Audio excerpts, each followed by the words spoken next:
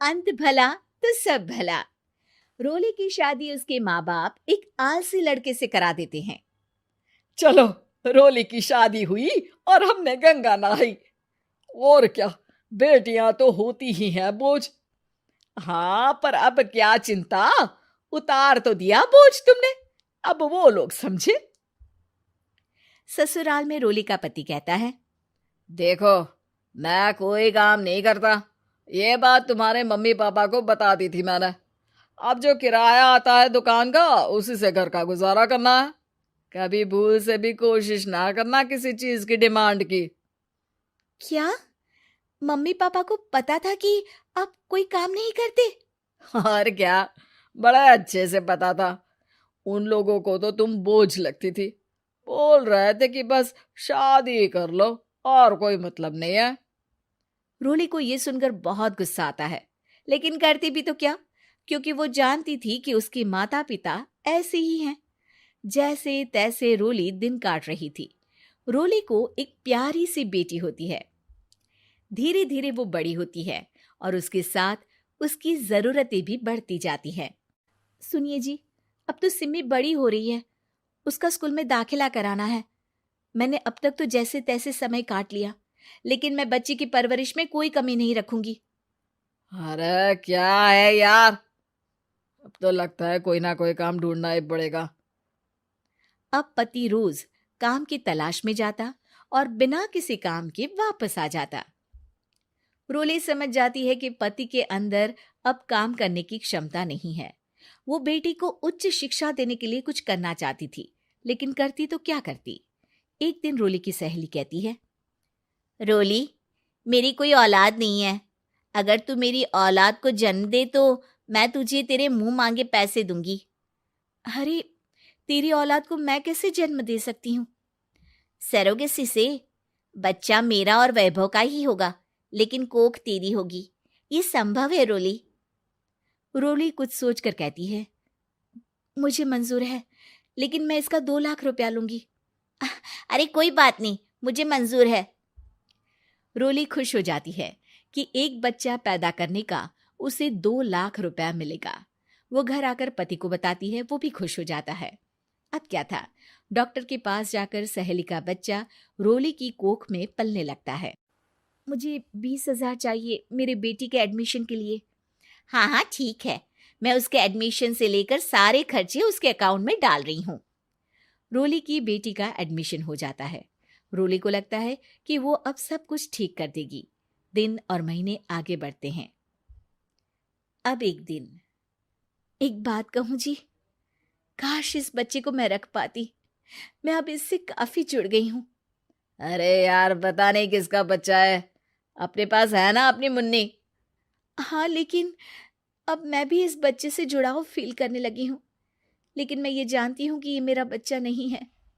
दोनों की जिंदगी ठीक चल रही थी, लेकिन कहते ना कि सुख का पल ज्यादा लंबा नहीं होता। एक दिन रोली की सहेली का फोन आता है। रोली, मुझे अब ये बच्चा नहीं चाहिए, मैं अपने पति को छोड़ रही हूँ। अरे लेकिन मुझे पैसों की जरूरत है, बच्चा तुम्हारा है, मैं क्या करूंगी? सहेली बिना कुछ बोले फोन काट देती है, फोन स्विच ऑफ कर देती है। लेकिन रोली के जीवन का तूफान यहीं नहीं रुकता। रोली, मैं इतना भार नहीं उठा सकता। आज पढ़ाई का पैसा मांग रही हो, कल को शादी, कॉलेज और पता नहीं क्या क्या। मैं तुम्हें छोड़ रहा हूँ, अपनी बच्ची उठाओ और निकलो इस घर से। अरे पर मैं कर तो रही हूं ना बच्चे के लिए काम, आप आराम से रहिए ना। क्या काम कर रही हो, देख रहा हूं मैं। ये छोटा शहर है, यहाँ लोगों को बात बनाते वक्त नहीं लगता। तो मैं क्या करूं? ज्यादा पढ़ी लिखी नहीं हूं, कैसे घर के खर्चे चलाऊं? और आप तो काम करना ही नहीं चाहते। हाँ, ना चाहता हूं और ना ही करूंगा। रोली को पति की बात पर काफी गुस्सा आ जाता है। ठीक है, अगर मेरे जीवन में संघर्ष ही लिखा है तो वही सही। इस वक्त पति होने के नाते आपको मेरा साथ देना चाहिए था, लेकिन नहीं, आपने तो इस हाल में मुझे घर से बाहर निकालने की बात कह डाली। देखो, ये सारी फालतू की बातों के लिए वक्त नहीं है मेरे पास। रोली, जिसकी कोख में किसी और का बच्चा था और साथ छोटी सी बेटी, पति का घर छोड़कर रास्ते पर आ जाती है। रोली के पास मायके के सिवा दूसरा कोई रास्ता नहीं होता। अरे रोली कैसी है? कितने दिनों के लिए आई है? हमेशा के लिए माँ। वो माँ को सारी बात बता देती है। ओए लड़की, इतनी हिम्मत का काम कर लिया। अरे ना ना, यहाँ कोई जगह नहीं है। तुम तो अपना बोरिया बिस्तर उठाओ और निकलो यहाँ से। रोली के पास अब मायके का रास्ता भी नहीं बचता। वो चुपचाप बच्ची को लेकर जा रही थी कि उसे दर्द होता है और वो डॉक्टर के पास चली जाती है और फिर वहां वो एक प्यारे से बेटे को जन्म देती है। कितना प्यारा है, कितने अभागे हैं इसके माँ बाप जो इसके पैदा होने पर भी नहीं है। तभी वहां डॉक्टर आ जाती है। रोली, बच्चे के पिता तुमसे मिलना चाहते हैं। आपका बहुत बहुत शुक्रिया। मैं इस बच्चे को पालूंगा, भले ही इसकी माँ ने इसे छोड़ दिया हो, पर मैं अपनी जिम्मेदारी निभाऊंगा।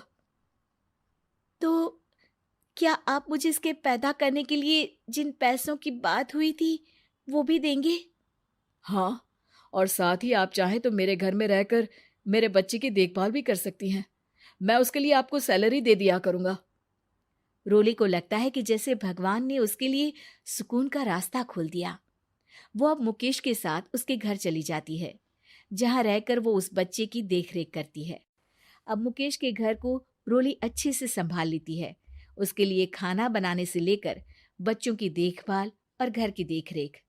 धीरे धीरे मुकेश को रोली से प्यार हो जाता है। रोली, तुम्हारी बेटी और मेरा बेटा बिल्कुल भाई बहन की तरह साथ रहते हैं। हाँ, आखिर है तो एक ही कोख के बच्चे, अटैचमेंट तो होगा ही ना। रोली, तुमने घर और मुझे दोनों को संभाल लिया। ये तो मेरा काम है। आपने भी तो मुझे छत दी जिससे मैं अपनी बेटी की पढ़ाई और भविष्य के लिए पैसे जोड़ सकूं। अब रोली, क्या तुम मुझसे शादी करोगी? अब मैं जानता हूं तुम्हारी भी शादी कुछ खास अच्छी नहीं रही। रोली को मुकेश की बात ठीक लगती है। वो उसे हाँ बोलने की सोच ही रही होती है कि उसके पहले पति का फोन आ जाता है। रोली, मैं बहुत परेशान हूँ। मेरा एक्सीडेंट हो गया है। मैं चाहता हूँ तुम वापस आ जाओ। रोली को पुराने पति की चिंता होने लगती है। वो सोचती है कि वो क्या कर रही थी। हाँ हाँ ठीक है, मैं आ रही हूँ। हाँ रोली, आ जाओ, लेकिन बच्ची को कहीं हॉस्टल में छोड़कर आना, क्योंकि मैं नहीं चाहता कि हम लोगों के बीच फिर से वो सारी बातें हो। रोली को समझ आ जाता है कि पति आज भी सुधरा नहीं है। वो पति के पास जाने से इनकार कर मुकेश को हाँ कर देती है।